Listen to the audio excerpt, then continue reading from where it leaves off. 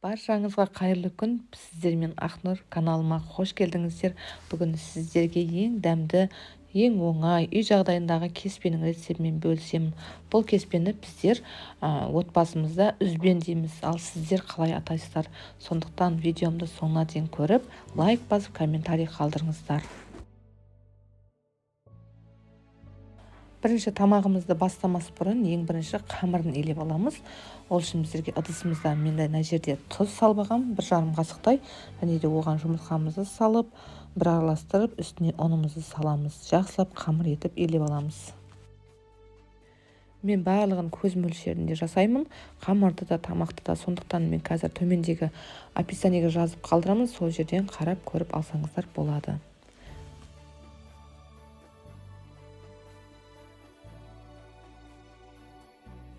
Қамырымызды илеп алды. Осындай кішілеу етіп илесеңіздер, ол жеткілікті. Бір отбасыға толықтай жетеді. Енді осына демалдырып қоямыз. Қамырымызды илеп қойдық. Енді тамағымызға кірісеміз. Бірінші біздер етімізді осылай кесіп турап аламыз, және оны қызып тұрған майымызда қуырып бастаймыз.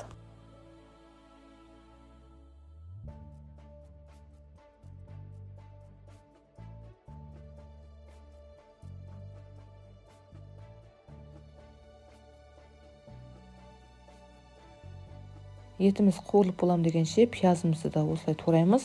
Күнделікті тамаққа турағандай етіп, және де сәбізімізді, болгарский перецімізді дайындап турап қоямыз. Мен көбінесе сәбізді осылай теркадан өткіземін, тамаққа білінбей кетеді. Балаларым сәбізді жемегендіктен осылай мен жасаймын, теркадан өткізіп. Сол кезде тамақпен бірге желініп білінбей кетеді. Міне қыздар, қуырып алдық етімізді, сәбізімізді, пиязымызды салдық, томатымызды салдық, қызанақ. Енді үстіне су құйып қайнатамыз.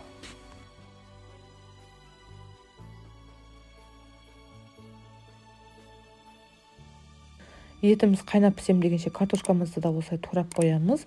Видеодағыдай турасаңыздар болады. Негізі сорпалы тамаққа осылай жасаған жақсы.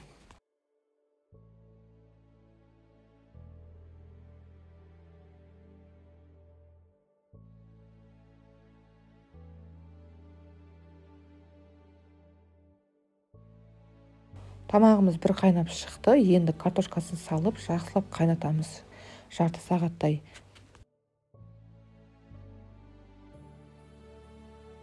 Бұл тамақты мен бала кезден жақсы көремін. Өте керемет тамақ. Анашыма қарап, осы тамақты мен де жасап үйренгенмін. Сіздер жасап көріңіздер. Өте керемет тамақ негізінде. Қолдың қамырын жегенге не жетсін, сіздер де осыны пісіріп көріңіздер. Енді қолымыздың көмегімен қамырымызды жұқартып бастаймыз. Ең бірінші мен оқтаумен емес, бірінші қолмен жұқартып аламын.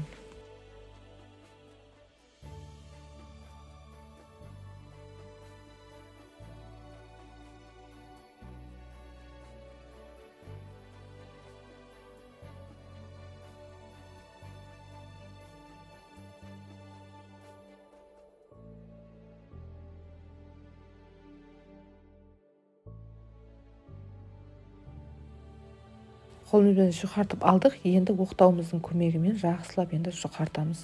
Негізі үзбеннің қамырын, осындай кеспенің қамырын өте жұқа емес, аздап қалыңдау қылған жақсы. Сол кезде әдемі езілмей піседі.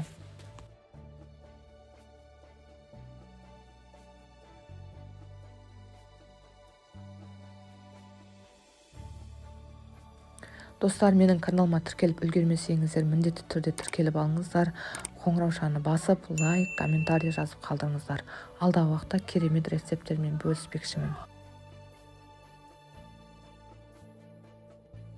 Қамырымыз дайын, жайып алдық. Өте жұқа емес, аз мөлшерде қалыңдау етіп жайсаңыздар жеткілікті. Қалған видеодағыдай етіп жасайсыздар.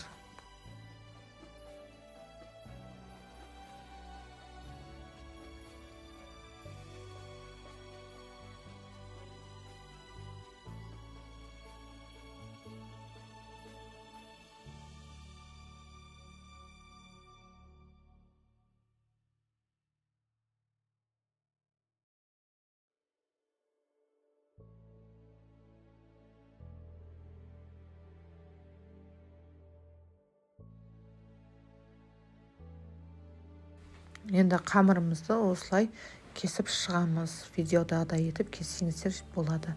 Өте андай жалпақ етіп кесіп жібермеңіздер. Негізі кеспенің қамыры осылай кесілу керек.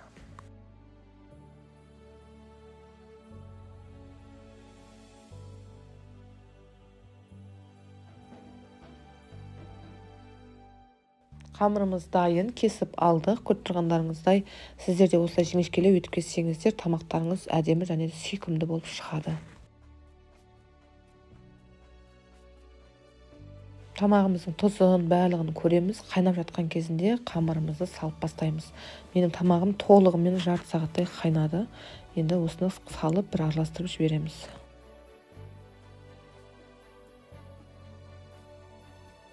Қамырды салғаннан кейін ол ұзаққа бармай бірден піседі. Бір қайнаса болды, ол пісіп шығады. Және де көп қайнатып жібермеңіздер.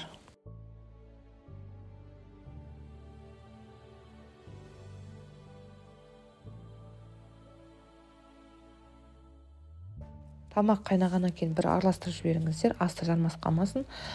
Қайнағаннан кейін бір 3-5 минут қайнаса ол жеткілікті. Ол қамыр бірден пісіп шығады. Көріп тұрғандарыңызда ешқандай да езілген жоқ. Тамағым әдемі болып шықты. Енді тамағымызды тарта берсек болады. Астарыңыз дәмді болсын. Келесі видеомда кездескенше сау саламат болыңыздар. Және де менің каналыма міндетті түрде тіркеліп қойыңыздар.